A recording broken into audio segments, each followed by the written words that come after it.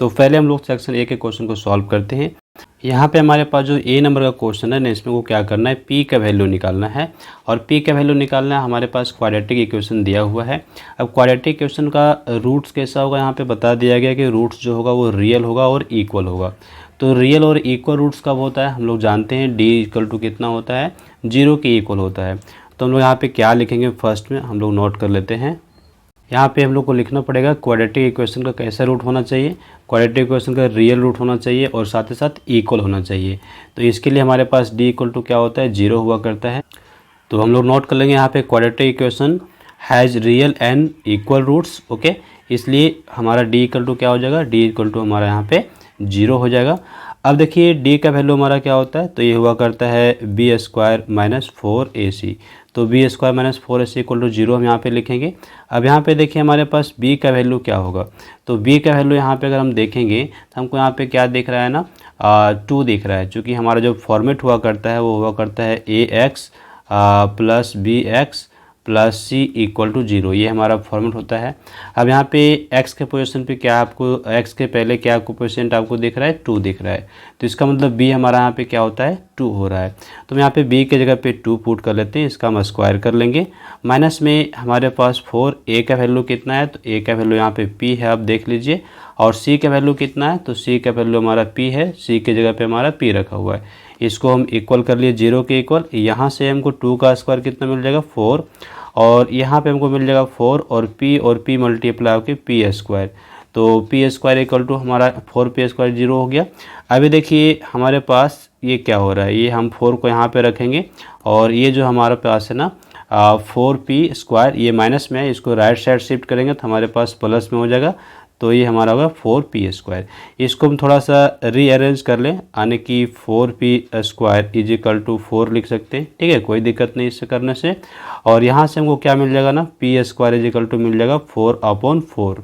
4 से 4 हमारा यहाँ पे डिवाइड हो जाएगा, तो हमको यहाँ पे क्या मिलेगा, 1। तो अभी देखिए p स्क्वायर का वैल्यू तो हमको 1 मिल गया है।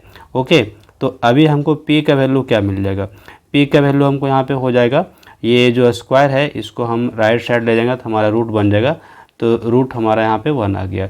अब रूट जब हमारा 1 जब हमारा बाहर आएगा है ना, तो ये हमारा क्या आएगा, प्लस माइनस 1 हमारा होगा। तो यहाँ पे p का वैल्यू क्या हो सकता है, +1 भी हो सकता है, -1 भी हो सकता है। तो इस तरह से हमने फर्स्ट नंबर क्वेश्चन को यहाँ पे सॉल्व कर लिया। अभी ना हम यहाँ पे बी नंबर क्वेश्चन को चाहें तो सॉल्व कर सकते हैं, लेकिन आपको यहाँ पे देखिए ऑप्शन दिया हुआ है, यहाँ पे और लिखा हुआ है, तो दोनों में से कोई एक ही क्वेश्चन सॉल्व करना है। तो आइए हम यहाँ पे सेकेंड नंबर क्वेश्चन को भी सॉल्व कर लेते हैं। बी नंबर पे जो हमारे पास क्वेश्चन दिया हुआ है, यहाँ पे हमारे पास दिया हुआ है क्वाड्रेटिक इक्वेशन, और यहाँ पे कहा गया है सॉल्व करने के लिए, सिंपली सॉल्व करने के लिए कहा गया है, केवल हमको यहाँ पे x का वैल्यू निकाल लेना है। तो हमारे पास जो दिया हुआ है क्वाड्रेटिक इक्वेशन को इस तरह से, ये 6 - x स्क्वायर इक्वल टू 0 आपको दिख रहा है। ठीक है, अभी हम इसको कैसे सॉल्व करेंगे, थोड़ा सा हम इसको रीअरेंज करेंगे। तो चलिए x स्क्वायर जो है इसको पहले लिखते हैं, ये माइनस में है, बीच में हम x को लिखेंगे और लास्ट में यहाँ पे 6 को लिखेंगे। तो ये हमारा रीअरेंज हो गया। अब हम क्या करेंगे, थोड़ा सा यहाँ पे कॉमन कर लेंगे। किसको कॉमन करेंगे, -1 को कॉमन करेंगे। तो जैसे ही -1 कॉमन करेंगे, जो हमारा माइनस में है वो हमारा प्लस में हो जाएगा, और जो हमारा प्लस में है वो हमारा माइनस में हो जाएगा। तो यहाँ पे ये हमारा चेंजेज हो गया है। अभी देखिए -1 को अगर हम राइट साइड ले लेंगे तो हमारे पास क्या आ जाएगा, यहाँ से x square plus x minus 6 equal to 0/-1 हो जाएगा। तो 0 को किसी से भी डिवाइड करेंगे तो हमको क्या मिलता है, हमको यहाँ पे 0 मिलता है। ठीक है, 0 को किसी भी नंबर से डिवाइड करें तो हमको 0 मिलता है। तो इसका मतलब ये हुआ कि हम यहाँ पे डायरेक्ट इसको हम यहाँ पे 0 लिख सकते हैं। ओके, तो चलिए मैं यहाँ पे डायरेक्ट 0 लिख लेता हूँ इस तरह से। अब देखिए हमको यहाँ पे क्या करना पड़ेगा, मिडिल टर्म को स्प्लिट कर देना पड़ेगा, या तो फिर अगर मिडिल टर्म को स्प्लिट ना करें तो हम यहाँ पे क्वाड्रेटिक इक्वेशन का फॉर्मूला लगा के हम इसको सॉल्व कर सकते हैं। तो बेहतर यह हुआ कि इसको हम यहाँ पे क्या करें, मिडिल टर्म को स्प्लिट कर लें। तो मिडिल टर्म में हमारा क्या है, +x है। +x को हम क्या लिख सकते हैं, यहाँ पे हम यहाँ पे लिख सकते हैं 3x - 2x। दोनों को मल्टीप्लाई करने से वो क्या मिल जाएगा, यहाँ पे फर्स्ट और लास्ट टर्म जो है ना, ये हमारा कितना है, यहाँ पे देखिए x स्क्वायर है और ये कितना है हमारा 6 है। तो माइनस में 6x स्क्वायर मिल जाएगा, और यहाँ पर भी मल्टीप्लाई करने से हमको वही मिल जाएगा, माइनस में 6x स्क्वायर। तो इसका मतलब ये हो गया कि हमारा यहाँ जो मिडिल टर्म है यानी x, इसको हम 2 पार्ट्स में यहाँ पे स्प्लिट कर लेंगे। तो किस तरह से स्प्लिट करेंगे, यहाँ पे हम लिखेंगे प्लस में 3x और माइनस में 2x, और ये हमारा माइनस में 6 यहाँ पे एज इट इज रह जाएगा और ये इक्वल टू 0। हमको यहाँ पे कॉमन करना पड़ेगा, तो कॉमन बड़े आसानी से कर सकते हैं। देखिए फर्स्ट के ये 2 टर्म्स है और ये हमारे पास लास्ट के 2 टर्म्स है, दोनों में जो भी हमको मैच करेगा उसको हम यहाँ पे कॉमन कर लेंगे। तो क्या मैच कर रहा है, देखिए फर्स्ट टर्म से हमको यहाँ पे x मिल रहा है, तो x को हम बाहर कर लेंगे, यहाँ पे x बच जाएगा और यहाँ पे हमारा 3 बच जाएगा। अभी देखिए यहाँ से हमारा क्या कॉमन होगा, यहाँ से हमारा -2 कॉमन होगा, तो यहाँ पे हमारा x बचेगा। और चूँकि यहाँ पे हमारा माइनस है, ठीक है, तो ये हमने यहाँ पे -2 को कॉमन किया हुआ है एक्चुअली में, तो यहाँ पे साइन हमारा चेंज होने वाला है, यानी कि ये प्लस में हमारे पास क्या बच जाएगा, यहाँ पे प्लस में 3 बच जाएगा। चूँकि -2 हमारा कॉमन होगा -6 से, तो ये हमारा आ गया। अब आप देखिए हमारे पास x + 3 आ रहा है, ओके, x + 3 हमारा आ रहा है, तो x + 3 हमारे पास 2 टाइम्स आया हुआ है, तो इसको हम कॉमन कर लिए, दोनों ही टर्म में है, हमारे पास बचेगा क्या, x - 2 बच जाएगा और ये इक्वल टू कितना हो गया, 0 हो गया। तो अभी हम यहाँ पे क्या लिखेंगे, देयरफॉर x + 3 = 0 और यहाँ पे x - 2 = 0 होगा। अगर हम यहाँ पे लेते हैं तो हमको यहाँ पे मिलता है -3, और अगर यहाँ से हम निकालते हैं तो यहाँ से हमको x का वैल्यू मिलता है +2। तो अभी हमारे पास क्या हुआ ना, x का वैल्यू आ गया, हैंस x = -3, 2, ये हमारा क्या हो गया ना, सॉल्यूशन हो गया किसका, क्वाड्रेटिक इक्वेशन का। तो यहाँ पे जो हमारे पास क्वाड्रेटिक इक्वेशन था इसको हमने क्या किया, सॉल्व कर लिया। नेक्स्ट हमारे पास क्वेश्चन नंबर यहाँ पे होगा, क्वेश्चन नंबर 2 है। यहाँ पे देखिए AP से हमारे पास क्वेश्चन दिया गया है। क्या कहा गया है, कहता है for an AP with common difference C, यहाँ पे जो AP है उसका कॉमन डिफरेंस दिया हुआ है 6। कहता है the sum of first 10 terms is same as 4 times the sum of first 5 terms. तो यहाँ पे 10 टर्म्स का जो सम है वो फर्स्ट 5 टर्म्स के सम के इक्वल है, लेकिन यहाँ पे कितना है ना, 4 टाइम्स लिया गया है, यानी कि 4 टाइम्स उसको करना पड़ेगा तभी वो इसके इक्वल होगा।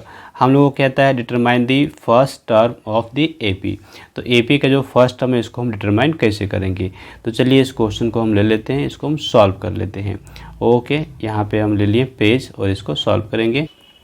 तो आइए हम यहाँ पे लिखते हैं वी हैव, यहाँ पे हमारे पास जो रिलेशन है वो क्या है, ये कहता है कि सम ऑफ हमारा जो AP है उसका सम दिया हुआ है कितने, 10 टर्म्स का, और यहाँ पे फर्स्ट 5 टर्म्स का भी सम हमारा पास है। तो हम यहाँ पे लिखते हैं S5, ओके, S5, और हम यहाँ पे लिखते हैं S10 लिख लेते हैं, राइट। अभी देखिए S5 जो है ना, इसको हम 4 से अगर मल्टीप्लाई कर दें, है ना, यहाँ पे कहा गया 4 times of the sum of first 5 terms is equal to the sum of first 10 terms. तो हमने ये ऐसा नोट कर लिया। अब इसको हम कैसे सॉल्व करेंगे, इम्प्लाइज का साइन लिए, यहाँ पे हम 4 लिख लिए। S5 का हमारा फॉर्मूला क्या हो जाएगा, n/2, ठीक है, हमारे पास फॉर्मूला हुआ करता है n/2। तो यहाँ पे n की जगह हमारा पास कितना है, 5 है, तो हम यहाँ पे सिंपली क्या लिखने वाले हैं, 5/2 लिखने वाले हैं, ब्रैकेट ले लेंगे।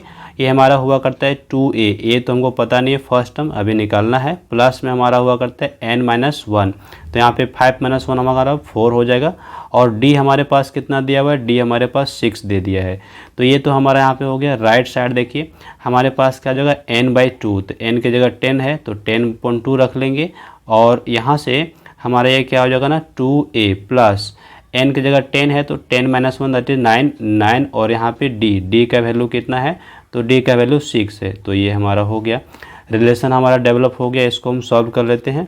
अभी देखिए ये हमारे पास क्या होगा ना, ये 2 से हमारा 4 यहाँ पे कैंसिल आउट हो जाएगा, हमको यहाँ पे 2 मिल जाएगा, राइट। तो यहाँ पे हमको क्या मिल गया, 10 मिल गया, और ब्रैकेट के अंदर क्या रह गया, यहाँ पे रह गया 2a, और 4 और 6 को मल्टीप्लाई कर लिए तो 24। राइट साइड आप देख लीजिए, फिर से हमारा ये 2 से 10 कैंसिल आउट हो रहा है, हमको यहाँ पे 5 मिल रहा है, ठीक। तो हम यहाँ पे क्या लिख दिए, 5 लिख दिए, और ब्रैकेट के अंदर हमारा 2a, और प्लस में यहाँ पे हमारे पास 9 × 6 दैट इज़ 54 हो गया, और ब्रैकेट हमारा क्लोज हो गया। अब देख लीजिए हम यहाँ पे क्या करेंगे ना, 10 से मल्टीप्लाई कर देंगे यहाँ पर, और यहाँ पर हम 5 से मल्टीप्लाई कर देंगे। तो हमको क्या मिल जाएगा, जब हम 10 से मल्टीप्लाई करेंगे तो हमको यहाँ पे मिल जाएगा 20, ठीक है, 20a मिल जाएगा, और ये हमारे पास हो जाएगा 240। यहाँ पे हम 5 से मल्टीप्लाई करेंगे तो हमको मिल जाएगा 10a, और ये हमारे पास हो जाएगा 5 4 जा 20 और 5 5 जा 25 प्लस हमारे पास 2 दैट इज़ 27 हो गया। ओके, ये हम लोग समझ गए। अब हम लोग क्या करते हैं ना, जो हमारे पास ये टर्म है a, जिसमें a है, उसको एक साथ रखेंगे। तो इसको हम लेफ़्ट साइड ले लेते हैं यहाँ पर। तो ये हमारे पास है 20a, क्लियर, 20a। इसमें से हम माइनस कर लेंगे यहाँ पे 10a, और राइट साइड हमारे पास क्या है, ये हमारे पास है 270। अभी ये 240 को राइट साइड शिफ्ट करेंगे तो माइनस में हमारा आ जाएगा। तो माइनस में आने पर हमको यहाँ पे क्या मिलेगा, ये हम माइनस कर लेते हैं। तो देखिए यहाँ से तो हमको मिल जाएगा क्या, 10a यहाँ पे मिल गया, और इधर हमारे पास हो जाता है 30। ठीक है, कितना आ गया है, 30 आ गया है। तो a का वैल्यू हमारे पास क्या आ गया, a का वैल्यू हमारे पास हो जाता है 30/10 दैट इज़ 3 हमको मिल गया। तो यहाँ से हमको a का वैल्यू मिल गया कितना, 3, और 3 हमारा आंसर हो गया। तो हम लोग यहाँ पे लिख देंगे, फर्स्ट टर्म हमको निकालना था ना, first term of the AP। So हम लोग लिखेंगे hence first term of AP equal to 3, और ये हम लोगों का हुआ आंसर। क्लियर, ये हमने देख लिया। नेक्स्ट हम क्वेश्चन नंबर 3 को सॉल्व करेंगे। थर्ड नंबर क्वेश्चन हमारे पास क्या है, यहाँ पे देखिए कहता है मोड निकालने के लिए। ओके, कहा गया है मोड निकालने के लिए। अब डेटा हमारे पास दिया हुआ है, यहाँ पे क्लास इंटरवल दिया हुआ है, फ्रीक्वेंसी दिया हुआ है, तो बहुत ही आसानी से हम लोग निकाल सकते हैं। आइए इसको सॉल्व करेंगे। तो इसको हम कैसे सॉल्व करेंगे, सबसे पहले हम लोग को यहाँ पे ये देखना पड़ेगा कि सबसे ज़्यादा फ्रीक्वेंसी क्या है, क्योंकि मोड निकालने के लिए हम लोग सबसे ज़्यादा फ्रीक्वेंसी को देखते हैं। तो यहाँ पे फ्रीक्वेंसी की जब बात करें तो फ्रीक्वेंसी आप देखिए यहाँ पे 5 है, 9 है, 8 है, 11 है, 7 है। ओके, सबसे ज़्यादा कौन सा है, सबसे ज़्यादा हमारा 11 है।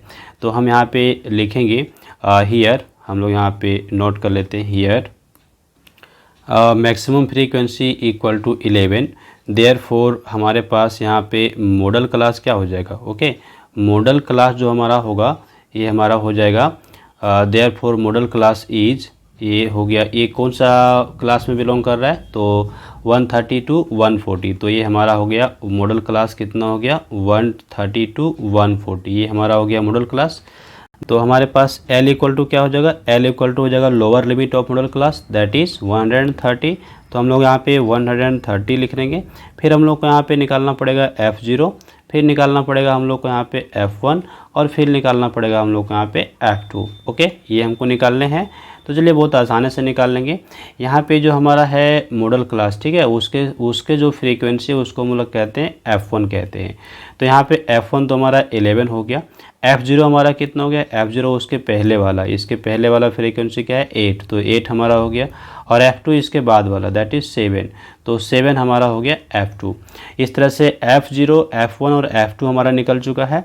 अब यहाँ पे देखिए हमको H कितना होगा, तो H का जो वैल्यू हो जाएगा, H आने की जो हमारा यहाँ पे डिफरेंस है, डिफरेंस दोनों के बीच कितना है, 10 का डिफरेंस है। तो 10 हम यहाँ पे नोट कर लिए। अब डायरेक्ट हम लोग यहाँ पे क्या करेंगे ना, फॉर्मूला पुट कर लेंगे। तो फॉर्मूला हमारे पास जो हुआ करता है मोड निकालने का, उसको हम यहाँ पे नोट कर लेते हैं।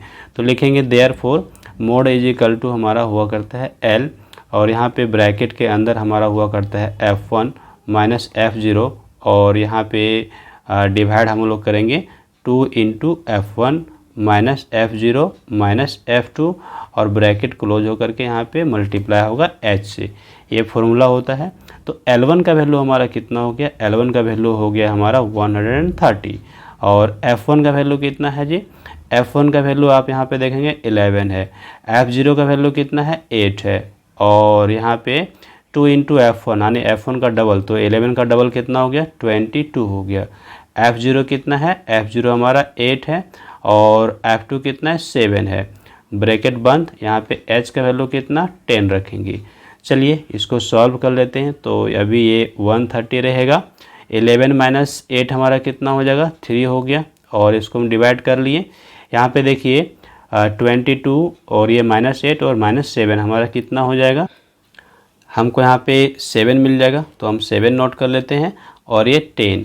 अभी हमारा क्या होगा अगले स्टेप में, ये 130 रह गया, और यहाँ पे 3 और 10 मल्टीप्लाई होकर हमारा 30 हो गया। इसको हम 7 से डिवाइड कर लेंगे। तो हमारे पास क्या आएगा, ये रिजल्ट हमारा 130। 30 को अगर हम 7 से डिवाइड करें तो हमारे पास क्या आता है, ये हमारे पास है 30।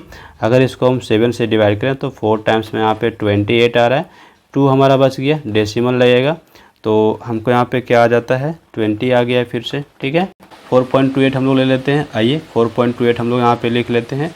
इसको ऐड करने से हम लोग को क्या मिल जाएगा, ऐड करने से हम लोग को मिल जाएगा 134.28। तो इतना हमारा क्या आ गया, ये हमारा आ जाता है आंसर, दैट इज़ हमारा मोड यहाँ पे निकल के रेडी है। तो इस तरह से क्वेश्चन नंबर 3 भी हमारे पास सॉल्व हो जाता है। नेक्स्ट हम लोग यहाँ पे क्वेश्चन नंबर सॉल्व करते हैं 4। अब यहाँ पे देखिए हमारे पास ऑप्शन दिया हुआ है। ओके, यहाँ पे 4 नंबर में हमारे पास 2 क्वेश्चन है। पहला तो ए नंबर का है और दूसरा हमारे पास यहाँ पे बी नंबर का है। तो दोनों में से किसी एक क्वेश्चन को ही सॉल्व करना है। ठीक है, चाहे जो भी आप क्वेश्चन को सॉल्व कर लीजिए। तो आइए पहले हम लोग यहाँ पे ए नंबर क्वेश्चन को सॉल्व करते हैं, इसके बाद हम लोग यहाँ पे बी नंबर क्वेश्चन को भी सॉल्व करेंगे। क्या कहता है, cubical block of side 7 centimetre is surmounted by a hemisphere of largest possible diameter as shown in the figure. Find the total surface area of the solid. तो ये जो हमारा सॉलिड बन रहा है इसका क्या निकालना है, टोटल सरफेस एरिया निकालना है। और यहाँ पे देख लीजिए ये हमारे पास दे दिया है कितना, 7 सेंटीमीटर दिया हुआ है, क्या डायमीटर दे दिया हुआ है। और इसको हमको बताना है कि इसका सरफेस एरिया कितना हो जाएगा। तो यहाँ पर हमारे पास जो दिया हुआ है सॉलिड, इसमें सॉलिड का जो बेस है ये हमारा क्यूबॉइडल है। अब इसका जो यहाँ पे साइड दिया हुआ है कितना दिया हुआ है ना, 7 सेंटीमीटर दे दिया है, राइट। तो अभी आप देख लीजिए ये जो हमारा होगा यहाँ पे हेमीस्फीयर, तो हेमीस्फीयर का जो डायमीटर होगा वो हमारा कितना हो जाएगा, ये भी हमारा यहाँ पे 7 सेंटीमीटर ही होने वाला है। ओके, चूँकि यहाँ पे मैक्सिमम बताया गया है। तो इस कंडीशन में हमारे पास निकालना क्या है, इसका सरफेस एरिया निकालना है। तो सरफेस एरिया हम बहुत आसानी से निकाल सकते हैं। ये जो हमारा बेस है ये कैसा है, बेस तो हमारा यहाँ पे क्यूबॉइडल है। अब क्यूबॉइड जो होता है इसका सरफेस एरिया क्या हुआ करता है, इसका सरफेस एरिया हुआ करता है 6a²। लेकिन आप यहाँ पे ध्यान से देखें तो आपको यहाँ पे ये मिलेगा कि इसके ऊपर जो है ना यहाँ पे हेमीस्फीयर रखा हुआ है। तो इसमें से 6 सरफेस हैं, इसमें से एक सरफेस जो है ना इंगेज हो गया। तो यहाँ पे जो क्यूब है उसका कितना सरफेस बच गया, 5, तो 5a² हो जाएगा। प्लस यहाँ पे ये हमारा क्या ना हेमीस्फीयर, तो हेमीस्फीयर का जो है सरफेस हमको लेटरल सरफेस लेना पड़ेगा। और ये हमारा क्या होता है, ये हमारा हो जाएगा 2πr²। ठीक है, ये तो हमारा हो गया हेमीस्फीयर का। और प्लस में हमको यहाँ पे क्या करना पड़ेगा, जो किनारे किनारे जो हमारा यहाँ पे बच रहा है स्पेस, ठीक है, ये जो स्पेस आप देख रहे हैं ना, ये स्पेस इसका भी हमको यहाँ पे एरिया निकालना पड़ेगा। ये चारों कॉर्नर में हमारा यहाँ पे एरिया कुछ इस तरह से बच रहा है। ठीक है, तो ये हमारा कैसे हो जाएगा, ये जो हमारा बच रहा है एरिया कुछ इस तरह से, इसको अगर हम यहाँ पे बना के देखें तो मान लीजिए कि यहाँ पे हम एक सर्कल ड्रॉ कर लें, एक हम क्यूब ड्रॉ करें इस तरह से, और इसके बीच में हमारा यहाँ पे एक सर्कल बना हुआ कुछ इस तरह से। तब जाकर के ये जो किनारे किनारे हमारा एरिया यहाँ पे है इसको हमको निकालना है, राइट। ये देखिए, तो ये हमारा कैसे हो जाएगा, ये टोटल हमारा क्या होता है, a³ होता है, a² होता है। a² में हम लोग क्या करेंगे, माइनस कर लेंगे। a² में हम लोग किसको माइनस करेंगे, सर्कल का एरिया। तो ये सर्कल का एरिया क्या हो जाएगा ना, πr² हो जाएगा। तो πr² को हम यहाँ पे माइनस कर लेंगे। ठीक है, तब जा कर के हमारे पास जो ये कॉर्नर है ये हमारे आ जाएंगे। तो इसका मतलब ये हुआ हमको यहाँ पे ऐड करना पड़ेगा a माइनस πr²। ये क्या हो गया, ये हमारा हो गया यहाँ पे कॉर्नर का जो एरिया है वो। अब ये हमारा बन गया यहाँ पे फॉर्मूला बन गया है। इस फॉर्मूला पे हमको सेट कर देंगे तो हमको यहाँ पे क्या मिल जाएगा, इसका सरफेस एरिया मिल जाएगा। तो चलिए हम यहाँ पे नोट कर लेते हैं। तो हम लोग यहाँ पे नोट करेंगे side of cube that is ये 7 सेंटीमीटर, डायमीटर ऑफ हेमीस्फीयर ये कितना हो गया 7 सेंटीमीटर। देयरफॉर हमारा यहाँ पे रेडियस जो हो जाएगा हेमीस्फीयर का वो क्या हो जाएगा, रेडियस हो जाएगा 7/2 सेंटीमीटर। ओके, रेडियस पता चल गया। अब हम लोग को क्या करना है, यहाँ पे डायरेक्ट हमको फॉर्मूला लिख देना है कि इसका जो हमारा सॉलिड है इसका सरफेस एरिया का। तो हम यहाँ पे लिखते हैं therefore surface area of solid, और ये सॉलिड है इसका सरफेस एरिया हम लोग अभी निकाल चुके। ये हमारा कितना था, 5a² था, प्लस हमने यहाँ पे कर लिया 2πr²। ये तो हमारा जो हेमीस्फीयर है इसका, और प्लस मैंने यहाँ पे क्या किया था ए स्क्वायर में हमने माइनस किया था सर्कल का area, that is pi R square. तो अभी आप ध्यान से देखिए, ये जो हमारा हो रहा है ना, अभी ये 2 पाई आर स्क्वायर है और ये पाई आर स्क्वायर है। तो एक माइनस में एक प्लस में, दोनों का डिफरेंस लेना पड़ेगा। तो डिफरेंस लेंगे तो हमारे पास क्या आ जाएगा, पाई आर स्क्वायर आ जाएगा। तो हम लोग यहाँ पे क्या नोट कर लेंगे, पाई आर स्क्वायर नोट कर लेते हैं यहाँ। तो और साथ ही साथ ये भी आप देख लीजिए, ये जो हमारा है 5 ए स्क्वायर और ये ए स्क्वायर, तो 5 ए स्क्वायर और ए स्क्वायर हमारा कितना हो जाएगा, 6 ए स्क्वायर हो जाएगा। तो चलिए इसको हम लिख लेते हैं यहाँ पे 6 ए स्क्वायर, 6 ए स्क्वायर नोट कर लिए। और ये हमारा यहाँ पे प्लस में आ जाएगा क्या, पाई आर स्क्वायर। क्लियर। अभी देख लीजिए इस तरह से हमारा बन रहा है। अब हमको क्या करना है, वैल्यूज़ पुट कर देने हैं। तो वैल्यूज़ पुट कर लेंगे तो 6 अभी रहेगा। अब ए का वैल्यू कितना है, 7 है। ए मतलब साइड हो रहा है किसका, क्यूब का, और ये 7 है, इसका स्क्वायर कर लेंगे। प्लस पाई का वैल्यू यहाँ पे कुछ दे नहीं रखा है, तो 22/7 हम लोग को रखना है। और आर हमारा कितना है, 7/2। तो इसको हम 2 टाइम्स यहाँ पे नोट कर लेते हैं, 7/2। अब हमारा यहाँ पे कैंसल आउट क्या हो रहा है, तो ये तो 7 से 7 हमारा कैंसिल आउट हो जाएगा, और ये 2 से हमारा 22 कैंसिल आउट होगा, हमको यहाँ पे 11 मिल जाएगा। और अभी कुछ फ़िलहाल कैंसिल आउट नहीं हो रहा है, अभी रहने दीजिए। नेक्स्ट स्टेप में हमारे पास यहाँ पे 6 और 7 का स्क्वायर कितना हो गया, 49, प्लस ये हमारा कितना होगा, 7 और 11 को मल्टीप्लाई करने से 77 डिवाइड बाई 2। ओके, ये हमारा आ गया। नेक्स्ट हमको यहाँ पे मल्टीप्लाई करना पड़ेगा, तो 9 6 जा कितना हो गया, 54 हो गया, और 6 4 जा कितना हो गया, 24। ओके, 24, और इसमें से हम 5 को ऐड कर लेंगे तो हमारे पास आ जाएगा 29 आ जाएगा, तो 294 आ गया। और इसको अगर हम 2 से यहाँ पे डिवाइड कर लेते हैं तो इसका हाफ लेना पड़ेगा, तो हमारे पास क्या आ जाएगा, ये हमारा आएगा 38.5 आ जाएगा। ठीक है, 38.5 आ जाएगा। अब इसको हम ऐड कर देते हैं, तो बस इतना हम लोग को यहाँ पे करना है। अभी चलिए यहाँ पे हमारे पास ऑप्शन भी दे रखा है। हम यहाँ पे कहता है how many solid cones of height 3 centimetre, how many solid cones of height 3 centimetre and radius 2 centimetre can be formed by melting a solid sphere of radius 3 centimetre.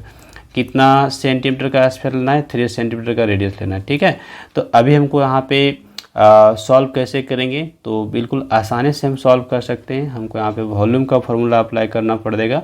देखिए कह दिया है कि कितने सॉलिड बनेंगे, है ना, how many solid cones of height 3 centimetre and radius 2 centimetre can be formed by melting a solid sphere of radius 3 centimetre. तो जो स्फीयर है उसका रेडियस दिया हुआ है, और जो हमारा यहाँ पे कौन बनना है उसका भी रेडियस और हाइट दे रखा है। तो आइए हम इजीली इसको सॉल्व कर सकते हैं। तो यहाँ पे हमारे पास क्या ना, एक बड़ा सा स्फीयर है। ओके, ये देखिए एक स्फीयर हम यहाँ पे बना लेते हैं कुछ इस तरह का। ठीक है, एक हमारा स्फीयर बन जा रहा है, ओवल बन गया। इसको थोड़ा सा हम स्फीयर गोल टाइप का इस तरह से बना लेते हैं। ठीक है, चलिए स्फीयर हमारा बन गया।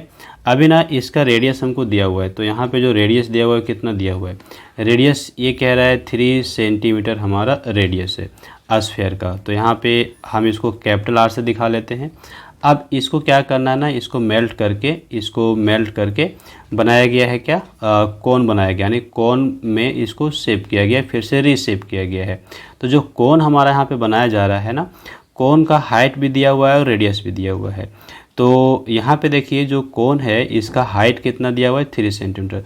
तो पहले हम यहाँ पे कोन बना लें, इस तरह से इसको हम हटा दें यहाँ पे। ठीक है, चलिए हटा दिए। अब यहाँ पे हम कोन बना लें, ये हमारा कोन कुछ इस तरह से बन जाएगा। ये देखिए कोन हमारा बन गया है। ठीक है, अब इसका जो कोन है इसका हाइट दिया हुआ है 3 सेंटीमीटर, राइट। कोन का हाइट कितना दिया हुआ है, 3 सेंटीमीटर। यहाँ पे ये हाइट हो गया कोन का हाइट, इसको हम h से दिखा सकते हैं, और ये किसके इक्वल है, 3 सेंटीमीटर। और इसका जो कोन का जो रेडियस है वो रेडियस कितना दिया हुआ है, 2 सेंटीमीटर। हम लोगों को क्या कहा गया है कि इस तरह के कितने कोन्स यहाँ पे बन सकते हैं, ये जो हमारा स्फीयर है इसको पिघला करके। तो आइए हम लोग इसको सॉल्व कर लेते हैं। हम लोग यहाँ पे लिखते हैं लेट, हम लोग क्या लिखेंगे, लेट नंबर ऑफ कॉन्स। ठीक है, कितने कॉन्स बनेंगे ये हमको पता नहीं है, तो हम लोग लिख लेते हैं number of cones is equal to X. तो देयरफॉर हमारा क्या हो जाएगा, वॉल्यूम ऑफ एक्स कॉन। ठीक है, यहाँ पे हम लोग लिखेंगे वॉल्यूम ऑफ कॉन। ठीक है, वॉल्यूम ऑफ एक्स कॉन यानी एक्स पीस कॉन हमारे बन रहे हैं, तो volume of X cones is equal to volume of sphere, यह जो हमारा वॉल्यूम है इसका स्फेयर के इक्वल होगा, वॉल्यूम ऑफ स्फेयर। तो ये जो स्फेयर है इसी को पिघला करके बनाया गया है कॉन्स। तो यहाँ पे देखिए कॉन का वॉल्यूम क्या होता है, कॉन का वॉल्यूम हुआ करता है, हमारे पास फॉर्मूला है 1/3 पाई आर स्क्वायर एच। ये तो हो गया कॉन का वॉल्यूम। चूँकि यहाँ पे एक्स पीस हमने लिया है, कितने पीस लिए हैं, एक्स पीस कॉन लिए हुए हैं, तो हमारा जो वॉल्यूम है इसको हम यहाँ पे x से मल्टीप्लाई कर देंगे, और यहाँ पे जो वॉल्यूम होगा स्फीयर का वो हमारा कितना हुआ करता है 4 पाई आर क्यूब हुआ करता है, हम लोग जानते हैं। ठीक है, अब यहाँ पे जो कैंसिल आउट हो रहा है उसको आप कैंसिल कर सकते हैं। तो पहले तो ये पाई से पाई आपका कैंसिल आउट हो जाएगा, और यहाँ पे अभी आपका कुछ भी कैंसिल आउट होने वाला नहीं है। तो नेक्स्ट स्टेप पे आप वैल्यूज़ को पुट करेंगे, तो अभी ये हो जाएगा x/3 आप यहाँ पे लिख लीजिए, और यहाँ पे r कितना है, तो कॉन का r हमारा 2 है, तो इसका हमको स्क्वायर लेना पड़ेगा। और इसके हाइट की बात करें तो हाइट यहाँ पे कितना है 3 है, तो हम यहाँ पे 3 रख लेते हैं, और यहाँ पे 4, और इसका रेडियस कितना है स्फीयर का 3 है, तो इसका हमको क्यूब करना पड़ेगा, यहाँ पे हम क्यूब कर लिए। नेक्स्ट स्टेप में ये हमारा 3 यहाँ से कैंसिल आउट हो जाएगा, ये देखिए ये 3 से ये 3 हमारा कैंसिल आउट हो जाएगा, तो कैंसिल कर दिए। अभी हमारे पास क्या हो गया, यहाँ पे x और ये 2 का स्क्वायर कितना हो गया 4, यहाँ पे 4 और 3 का क्यूब कितना हो गया 27, तो 27 को हम किससे मल्टीप्लाई करेंगे 4 से मल्टीप्लाई कर देंगे, तो यहाँ पे हमको मिल जाएगा 108। ओके, अब इस तरह से हमको यहाँ पे x का वैल्यू आ जाएगा, x का वैल्यू आ जाएगा 108/4। तो देख लीजिए यहाँ पे हमको कितना मिल गया, अगर 4 से हम इसको डिवाइड कर लेते हैं तो हमारे पास आ जाता है 27। तो इसका मतलब हो गया नंबर ऑफ जो कॉन्स हमारे बनेंगे, कितने कॉन्स बनेंगे 27 कॉन्स हमारे यहाँ पे बन के तैयार हो जाएंगे। तो चलिए लास्ट में लोग यहाँ पे लिख देते हैं हैंस, हम लोग यहाँ पे नोट करेंगे hence number of cones is equal to what 27, और ये हमारा बन के यहाँ पे रेडी हो गया। तो इस तरह से हमने इसको क्वेश्चन को सॉल्व कर लिया। नेक्स्ट हम लोग यहाँ पे क्वेश्चन नंबर 5 को सॉल्व करेंगे, और क्वेश्चन नंबर 5 में क्या कहते हैं देखिए, एक हमारे पास AP दे दिया हुआ है।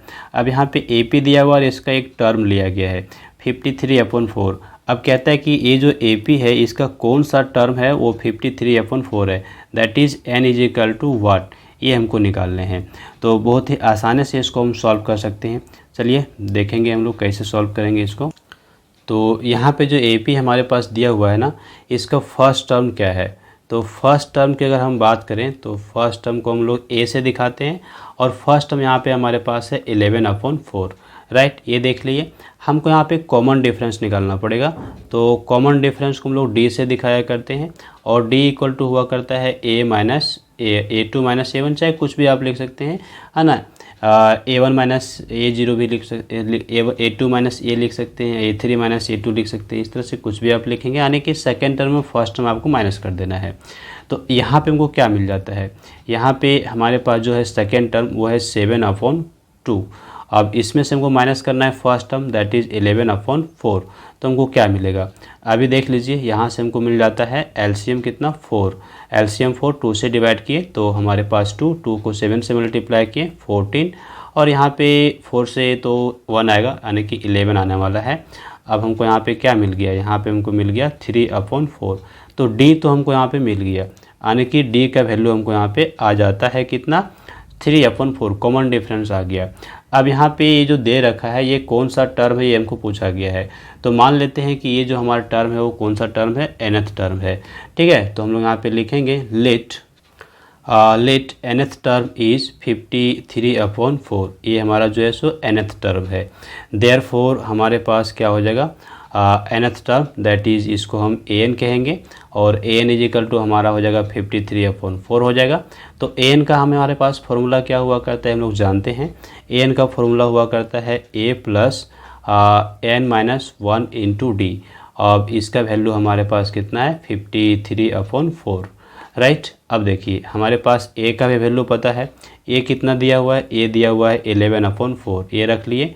n तो हमको निकालना है, तो n के जगह n रहेगा -1, और d अभी हमने यहाँ पे निकाल लिया है, d देखिए 3/4 है, तो हम यहाँ पे रखेंगे क्या 3/4 रख लेंगे, और ये किसके इक्वल हो जाता है, ये हमारा इक्वल है 53/4 के इक्वल है। अभी देखिए इसको हम क्या करेंगे, नेक्स्ट स्टेप में हम लोग यहाँ पे मल्टीप्लाई कर देते हैं। ठीक है, तो मल्टीप्लाई कर लेंगे, यहाँ पे 11/4 अभी रहेगा और ये जो देख रहे हैं यहाँ पे हमको क्या करना है, मल्टीप्लिकेशन करना है। तो जैसे मल्टीप्लिकेशन करेंगे यहाँ पे हमारे पास हो जाएगा 3n/4 और माइनस यहाँ पे हमारा हो जाएगा 3/4 और ये हमारे पास है 53/4 राइट। अब देखिए ये हमारे पास जो दिया हुआ है वैल्यूज़ यहाँ से 3/4 और 11/4 इसको हम लोग क्या करते हैं, सबट्रैक्ट कर लेते हैं। तो हमको यहाँ पे क्या मिल जाएगा, इसको एक साथ रख लें अगर हम लोग यहाँ पे, ठीक है, एक साथ हम लोग यहाँ पे रख लें नेक्स्ट स्टेप में, तो दोनों का एलसीएम तो 4 ही हो जाएगा और यहाँ पे हो जाएगा 11, चूँकि ये माइनस में 3 है तो हम यहाँ पे माइनस रख देंगे और प्लस में हमारे पास यहाँ पे 3n/4 एज इट इज़ रह जाएगा और ये राइट साइड 53/4 है, इसको रहने दीजिए। अब हमारे पास क्या हो गया, यहाँ पर ये 11 - 3 हमारा 8 आ गया, तो 8 - 4 हम लोग यहाँ पे रखेंगे और प्लस में हमारे पास ये 3n/4 अभी भी रहेगा इक्वल टू 53/4 रहने दीजिए। अब चलिए ये हमारा कितना हो गया, 2 के इक्वल हो जाता है, यहाँ पे कैंसिल आउट होगा, क्या देगा 2 दे देगा।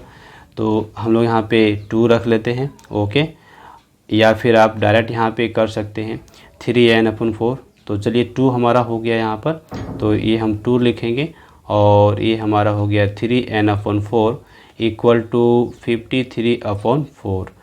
अब हमारे पास जो वैल्यू है वो हमारे पास आने वाला है, यहाँ पे 3n/4 इक्वल टू हमारे पास आ गया 53/4। 2 को राइट साइड ले लिए तो 2 हमारे पास माइनस में आ गया, इसके नीचे 1 पुट कर लिए, फिर हमारे पास एलसीएम कितना आ गया, 4 आ गया, ओके, और 2 8 जा कितना हो गया, 2 4 जा 8 हो गया। तो दैट इज़ हमारे पास ये 53 - 8 हो जाएगा, डायरेक्ट मैंने कर लिया है, आपको समझ में आ जाएगा कैसे किया हमने, ठीक है। और यहाँ पे 3n/4 हमारा रहेगा। अभी क्या हमारा हो जाएगा, ये कैंसिल आउट हो जाएगा, यहाँ से ये 4 से 4 हमारा कैंसिल आउट हो जाएगा। तो हम लोगों को यहाँ पे मिल जाता है 3n इक्वल टू 53 में 8 माइनस कर लेंगे तो हमारे पास आ जाएगा 45 और यहाँ से अब हमको n का वैल्यू मिल गया, n इज इक्वल टू 45/3 और 3 से डिवाइड किए 45 को, तो हमारे पास कितना आंसर आ गया, 15 आंसर हमारे पास यहाँ पे आ रहा है। तो 15 इज़ द आंसर, यानी कि ये जो हमारा टर्म यहाँ पे दिया हुआ है ये कौन सा टर्म है, ये हमारा 15th टर्म है। तो इस तरह से हमने ये भी क्वेश्चन को यहाँ पे सॉल्व कर लिया। नेक्स्ट हमारे पास क्वेश्चन नंबर 6 है, चलिए इसको सॉल्व करते हैं। तो इसको हम कैसे सॉल्व करेंगे, हमको यहाँ पे एंगल निकालना है और कौन सा निकालना है एंगल, तो AQB निकालना है। अब AQB को बड़े आसानी से हम निकाल सकते हैं। सबसे पहले हम लोग यहाँ पे ले लेते हैं ये जो हमारा क्वाड्रिलेटरल है इसको। अब यहाँ पे एंगल सम प्रॉपर्टी से हम इस एंगल को निकाल लेते हैं, एंगल AOB को निकाल लेते हैं। तो यहाँ पर हम लोग क्या लिखेंगे, यहाँ पर हम लोग लिखेंगे इन क्वाड्रिलेटरल, हमारा क्या है, ये है AOBP, ठीक है, इन क्वाड्रिलेटरल AOBP। हम लोग एंगल सम ले लेते हैं, तो एंगल सम ले लेंगे तो एंगल P यहाँ पे करेंगे, फिर एंगल A करेंगे, फिर एंगल B करेंगे, फिर एंगल हम यहाँ पे करेंगे AOB करेंगे और ये सभी एंगल का ऐड करके कितना हो जाएगा, ये हमारा हो जाएगा 360। हम लोग जानते हैं ना कि ये जो हुआ करता है क्वाड्रिलेटरल, उसके 4 एंगल्स होते हैं, सभी को ऐड करेंगे 360 के इक्वल हो जाएगा। तो अभी हमको यहाँ पे क्या मिल जाएगा, एंगल P का वैल्यू कितना दिया हुआ है 70 डिग्री, एंगल A कितना होगा, एंगल A देखिए यहाँ पे टेंजेंट है, ये हमारा क्या ना टेंजेंट है, तो ये टेंजेंट है और ये हमारा रेडियस है, तो इसका मतलब यहाँ पे 90 डिग्री बन रहा है। तो एंगल B भी हमारा 90 डिग्री हो जाएगा, तो हम लोग यहाँ पे डायरेक्ट लिखते हैं 90 डिग्री, एंगल B भी हमारा 90 डिग्री और ये एंगल हमारा जो है AOB ये हमको पता नहीं है, इसको हम अभी रहने देते हैं। तो अभी सभी को अगर हम ऐड कर लें तो हमको यहाँ पे क्या मिल जाएगा, ऐड करने से हमको यहाँ पे मिल जाता है 250, ठीक है। तो 250 degree plus angle AOB equal to what 360। तो अभी देखिए हमारे पास एंगल AOB का वैल्यू आ गया, एंगल AOB हमारे पास कितना आ गया, ये आ गया 360 माइनस 250, तो यहाँ से हमको मिल जाता है 110। तो 110 डिग्री हमको यहाँ पे मिल गया, कौन सा, तो ये जो बीच का एंगल है ये हमारा कितना आ गया, 110 डिग्री आ गया। क्लियर। अब हमको इस एंगल को निकालना है। यहाँ पे जो किनारे आप देख रहे हैं ना, ये जो एंगल है इसको हमको निकालना है। ठीक है, तो इसको हम कैसे निकालेंगे, ये हाफ हो जाएगा। आपको पता होगा कि जो कोण होता है वो सेंटर पे जितना एंगल बनाता है उसका हाफ बनाता है सर्कल पे। क्लियर। हम लोग यहाँ पे नोट करेंगे, नाउ एंगल क्या निकालना है हमको, AQB निकालना है। तो एंगल AQB जो होगा ये हाफ हो जाएगा एंगल AOB का।